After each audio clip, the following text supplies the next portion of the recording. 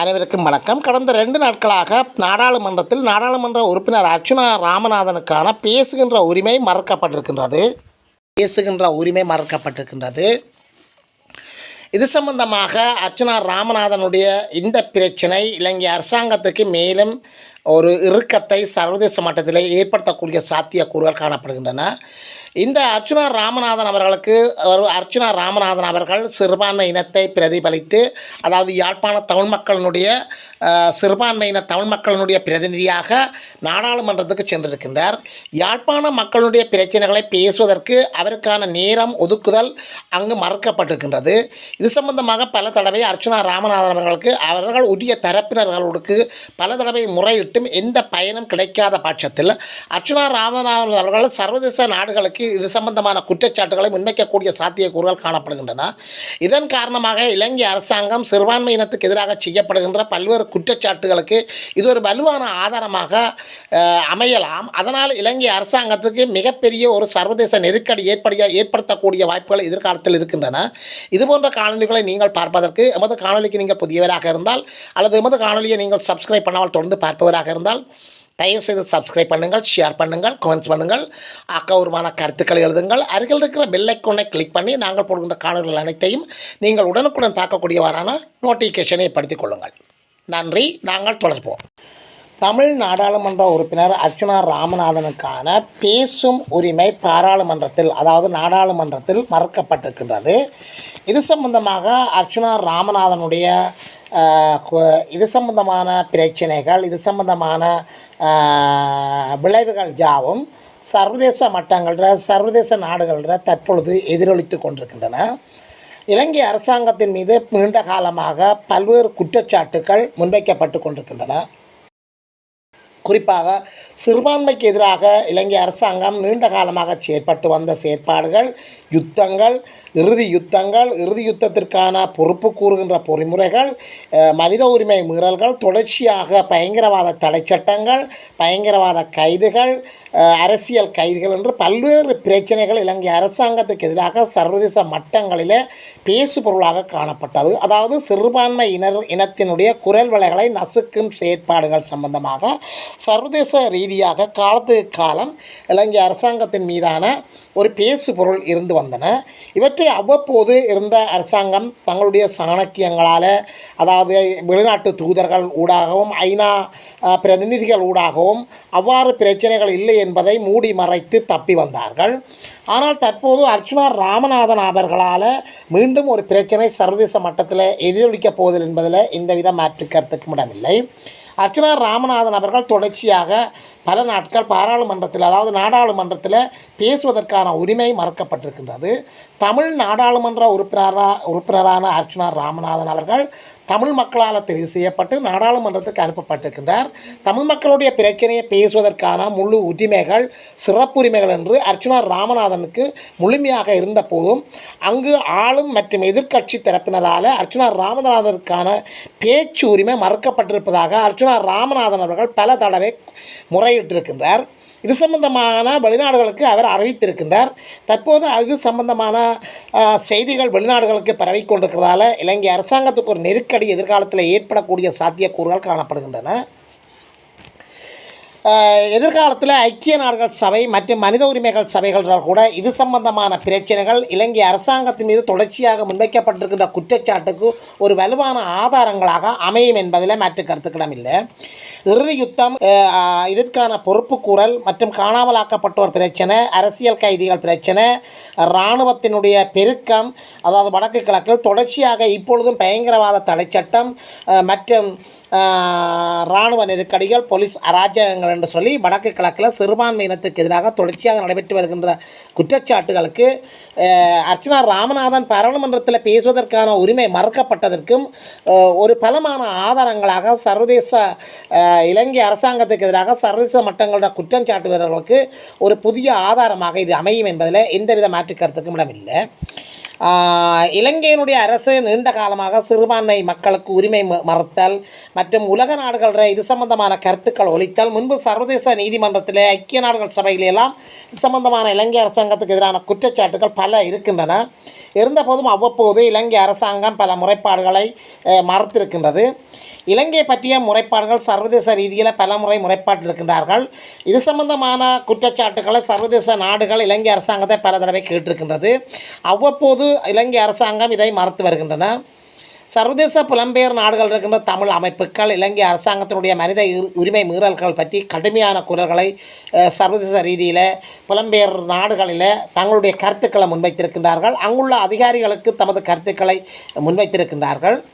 2009 பின்னர் போரின் பின்னர் இதுவரை இலங்கை அரசாங்கம் அந்த போருக்கான, அதாவது இறுதி யுத்தத்தில் நடைபெற்ற இன அழிப்பு சம்பந்தமாகவோ அல்லது போர்க்குற்றம் சம்பந்தமாகவோ பொறுப்பு கூறலை முன்வைக்க வேண்டும் என்று சொல்லி ஐக்கிய நாடுகள் மனித உரிமை அமைப்புகள் பல தடவை அவ்வப்போது குரல் எழுப்பி வந்த போதும் அவற்றுக்கான பொறிமுறைகளை அந்த நாடுகளுக்கான அனுமதி வழங்கப்படவில்லை. குறிப்பாக மனித உரிமை ஆணைக்குழு இலங்கையில் வந்து போர்க்குற்றங்களுக்கான ஆதாரங்களை சேகரிப்பதற்கு அவர்கள் ஆயத்தமாகிக் கொண்டிருந்த போது அவ்வாறு இலங்கையில் வந்து அவர்கள் செய்ய முடியாது என்று சொல்லியும் உள்நாட்டு பொறிமுறையினூடாகவே அவற்றுக்கான தீர்வுகள் வழங்கப்படும் என்று சொல்லி தற்போதைய அன்று அரசு கூட அதற்கு ஒரு கருத்தை வழங்கியிருக்கின்றது. எனவே இவற்றுக்கெல்லாம் ஆணித்தரமாகவும் இவற்றுக்கெல்லாம் ஒரு ஆதாரமாகவும் அர்ச்சுனா ராமநாதன் மீது தற்போது நாடாளுமன்றத்தில் அன்றானுடைய ஆட்சி காலத்தில் அன்றானுடைய அதிகாரிகளால் ஆளுங்கட்சி மற்றும் எதிர்க்கட்சிகளால் சிறுபான்மை இனத்தின் சார்பாக புறப்பட்ட நாடாளுமன்றத்திற்கு புறப்பட்ட அர்ச்சுனா ராமநாதனுக்கு இழைக்கப்படுகின்ற சிறுபான்மை இனத்தின் குரல் வலை நசுக்கப்படுகின்ற செயற்பாடுகள் யாவும் ஒரு இன புறக்கணிப்பாக சர்வதேச ரீதியில் எதிர்காலத்தில் எடுத்துக்கொள்ளக்கூடிய வாய்ப்புகள் இருக்கின்றன. பல புகார்கள் இலங்கை அரசின் மீது மனித உரிமைகள் மீறல்கள் சம்பந்தமாக பல அமைப்புகளால் சர்வதேச நாடுகளாலும் ஐக்கிய நாடுகள் சபை மற்றும் மனித உரிமைகள் அமைப்புகள குற்றச்சாட்டுக்கள் பதிவு செய்யப்பட்டிருக்கின்றன. இப்புகார்களுக்கு இலங்கை வெளிநாட்டு பிரதிநிதிகள் மற்றும் ஐக்கிய நாடுகளின் பிரதிநிதிகள் அவ்வப்போது மறுத்திருக்கிறார்கள். ஆனால் இவற்றுக்கான ஆதாரங்களை வழங்குவது கடினமாக இருந்தது. தற்போது அர்ச்சுனா ராமநாதன் மீது அர்ச்சுனா ராமநாதன் அவர்கள் இலங்கையினுடைய தமிழ் மக்களினுடைய சார்பாக தமிழ் மக்களினுடைய வாக்குகளை பெற்று தமிழ் மக்களுடைய பிரச்சனையை பேசுகின்ற ஒரு பிரதிநிதியாக இலங்கை நாடாளுமன்றத்துக்கு சென்றிருக்கின்றார். அங்கு அவர் 2 நாட்களாக அவருக்கான பேசுவதற்கான நேரங்கள் ஒதுக்கி கொடுக்கப்படவில்லை. இது இலங்கை அரசாங்கத்துக்கு பாரிய ஒரு பிரச்சனையை சர்வதேச மட்டத்தில் ஏற்படுத்தும். மக்களால் தெரிவு செய்யப்பட்ட தமிழ் நாடாளுமன்ற உறுப்பினர் ஒருவருக்கு தொடர்ச்சியாக இனப்புறக்கணிப்பு நடக்கப்படுகிறது. தற்பொழுது மிகப்பெரிய ஒரு பேசுபொருளாக காணப்படுகின்றது. எனவே இதனை அர்ச்சுனா ராமநாதன் அவர்கள், அதாவது நாடாளுமன்ற உறுப்பினர் அர்ச்சுனா ராமநாதன் அவர்கள் நாடாளுமன்றத்தில் இதனை பதிவு செய்திருக்கின்றார். அர்ச்சுனா ராமநாதன் அவர்கள் சிறுபான்மை இனத்தின் குரல்கள் நசுக்கப்படுகிறது என்று சொல்லி பல தடவை தன்னுடைய நேரலைகளில் அவர் கருத்துக்களை பதிவிட்டிருக்கின்றார். இது எதிர்காலத்தில் ஐக்கிய நாடுகள் மனித உரிமை ஸ்தாபனங்களிலேயும் மற்றும் இலங்கை மீதான குற்றச்சாட்டுக்களை வைத்திருக்கின்ற சர்வதேச அமைப்புகளுக்கும் ஒரு வலுவான ஆதாரமாக இடம்பெறும். கடந்த 2 நாட்களாக அர்ச்சுனாக்கு உரிமை மறுக்கப்பட்டிருக்கின்றது. இதனை அர்ச்சுனா ராமநாதன் அவர்கள் பல சபையில் தெரிவித்திருக்கின்றார். சபையிலே அவர் தெரிவிக்கின்ற போது, அதாவது இலங்கை நாடாளுமன்ற பிரதி சபாநாயகருக்கு இது சம்பந்தமாக அவர் கருத்துரை வழங்கியிருக்கின்றார். அதாவது அர்ச்சுனா ராமநாதன் அவருக்கு பேசுவதற்கான நேரம் முழுமையாக ஒதுக்கி கொடுக்கப்படவில்லை. இருந்தபோதும் நாடாளுமன்ற உறுப்பினர்கள் தாங்கள் பேசுவதற்கான 1 நிமிடம் வழங்கப்பட்டிருக்கிறது. பொதுவாக அந்த 1 நிமிடத்தின் போது அர்ச்சுனா ராமநாதன் அவர்கள் இதை தெளிவாக பாராளுமன்ற சபாநாயகருக்கு சுட்டிக்காட்டியிருக்கின்றார். ஆனால் இது சம்பந்தமாக பாராளுமன்ற சபாநாயகரோ அல்லது பாராளுமன்றத்தை பிரதிநிதித்துவப்படுத்துகின்ற அதிகாரியாக இருக்கின்ற ஜனாதிபதியோ இந்த நடவடிக்கையும் இதுக்கு எடுக்கப்படவில்லை. எனவே இவை யாவும் உண்மையில சிறுபான்மை இனத்துக்கு ஒரு ஆளும் கட்சியாலும் எதிர்கட்சியாலும் செயற்படுகின்ற இன ஒருத்தல் சம்பந்தமான குற்றச்சாட்டுகளாகத்தான் சர்வதேச நாடுகளால் எடுத்துக்கொள்ளப்படும். இதன் போது அர்ச்சுனா ராமநாதன் அவர்கள் யாழ்ப்பாணத்திலிருந்து நான் இங்கே வந்தது தமிழ் மக்களுடைய பிரச்சனையை கதைப்பதற்கு. இங்கே வந்து எனக்கு நேரம் ஒதுக்கி தராத பட்சத்தில் நான் இங்கே வந்து வீணே இருந்துவிட்டு போகிறது என்று சொல்லியும், இங்கே இருந்து பாராளுமன்றத்தின் கூறியை நான் பார்த்துவிட்டு போவதற்காக என்ன இங்கே பாராளுமன்றத்துக்கு தமிழ் மக்கள் அனுப்பினார்கள் என்று சொல்லி அர்ச்சுனா ராமநாதன் அவர்கள் சபையில் பகிரங்கமாக இந்த குற்றச்சாட்டை முன்வைத்திருக்கின்றார். எனவே நாடாளுமன்றத்துக்கு வெளியில் வருகின்ற போது அர்ச்சுனா ராமநாதன் அவர்கள் எதிர்க்கட்சி தலைவர் சம்பந்தமாக சில கருத்துக்களை முன்வைத்திருக்கின்றார். அதாவது இலங்கை நாடாளுமன்றத்தில் பேசுவதற்கான நேரம் ஒதுக்குகின்ற அந்த நேர ஒதுக்கு விகிதத்தில் 60% நேரம் ஆளும் கட்சிக்கு என்று சொல்லியும் மீதி 40% எதிர்க்கட்சிக்கு என்று சொல்லியும் அர்ச்சுனா ராமநாதன் அவர்கள் தான் ஆளுங்கட்சி சார்ந்தவர் அல்ல என்று சொல்லியும் அதனால் தான் எதிர்க்கட்சியின் பக்கத்துக்கு தன்னை விடப்பட்டிருக்கிறதாகவும் கூறுகின்றார். எனவே எதிர்க்கட்சியினர் தாங்கள் பேசுகின்ற அந்த 40% நேரத்தில் தனக்கான நேரத்தை எதிர்க்கட்சிகள் ஒதுக்கித் தரவில்லை. எனவே இது இலங்கையினுடைய சிறுபான்மை இனத்துக்கு எதிராக செயற்படுகின்ற ஒரு உரிமை மீறலாக அர்ச்சுனா ராமநாதன் அவர்கள் பகிரங்கமாக குற்றச்சாட்டியிருக்கிறார். இது சம்பந்தமாக அவர் சர்வதேச நாடுகளிடம் இந்த குற்றச்சாட்டுகளை அவர் முன்வைக்கக்கூடிய சாத்தியக்கூறுகள் காணப்படுகிறது. எனவே இந்த இடத்திலே அர்ச்சுனா ராமநாதனுடைய உரிமை மறுக்கப்பட்ட செயற்பாடானது இலங்கை அரசாங்கம் எவ்வளவு தூரம் சிறுபான்மை இனத்துக்கு எதிரான தன்னுடைய கொள்கைகளை செயற்பாடுகளை நெறிப்படுத்துகின்றது என்பது இதனூடாக புலம்பெயர் நாடுகளில் உள்ள அரசியல் விற்பனர்கள் அரசியல் அவதானிகள் அவதானித்துக் கொண்டிருக்கக்கூடிய சாத்தியக்கூறுகள் இருக்கின்றன.